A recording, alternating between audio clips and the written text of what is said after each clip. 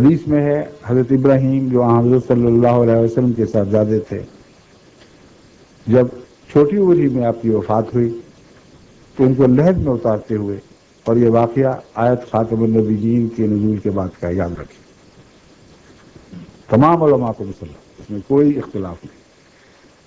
جب حضرت ابراہیم کی چھوٹی عمر میں وفات ہوئی، ان کو لحد میں اتارتے ہوئے حضرت صلی اللہ علیہ وآلہ وسلم نے فرمایا لو آشا لکان صدیق النبی، اگر یہ زندہ رہتا تو یقیناً صدیق نبی بن جاتا۔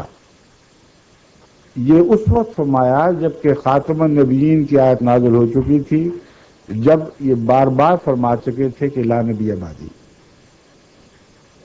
اب اس نے بات کا ایک اور معنی نکال دیا اور ابھار کے سامنے رکھ دیا، جس کو پرانے زمانے کے متقی اہل علم نے سمجھا، پہچانا اور ہمارے سامنے رکھا۔ یہ سوال اٹھایا گیا ہے، بحثیں اٹھی ہیں کہ خاتم النبیین کے مخالف حضور اکرم صلی اللہ علیہ وآلہ وسلم یہ کیا کہہ سکتے تھے کہ اگر یہ بچہ زندہ رہتا تو نبی ہو جاتا، تو آج خاتم النبیین کو منسوخ کر دیتے۔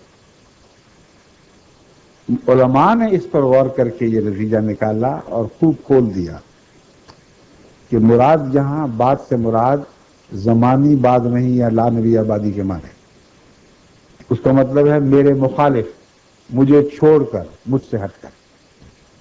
اب ایک اور معنی سامنے ابھرے جو نہ صرف عربی کے مطابق مسلم بلکہ قرآن کریم میں انہی معنوں میں استعمال ہوا ہے لفظ بعد۔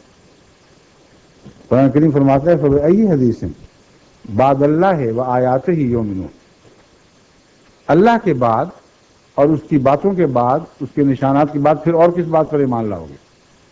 تو کیا لوگوں نے اللہ کا بعد دیکھنا تھا؟ کیا اللہ کا کوئی بعد ہے؟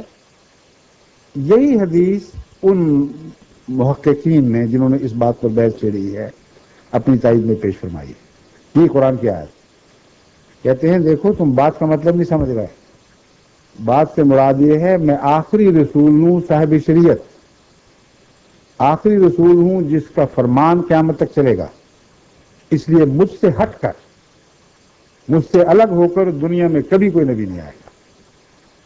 آئے گا تو غلام آئے گا، آئے گا تو میری ہدایت اور قرآن کی ہدایت کے تابع اس کے دائرے کے اندر آئے گا۔ اس لیے یہ حدیث کہ لو آشا لکانا صدیق النبیہ، اس میں کوئی تضاد نہیں۔ تضاد کیسے ہو گیا؟ یہاں تو بعد زمانے کا تھا ہی نہیں۔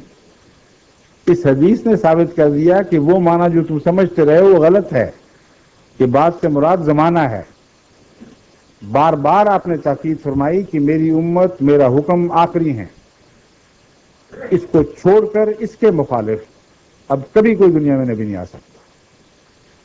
امتی اور غلام نبی آ سکتا ہے، اس لیے میرا بیٹا اگر بڑا ہوتا تو سب سے زیادہ میرا مطیع ہوتا اور لازماً اس کو نبوت عطا ہوتی۔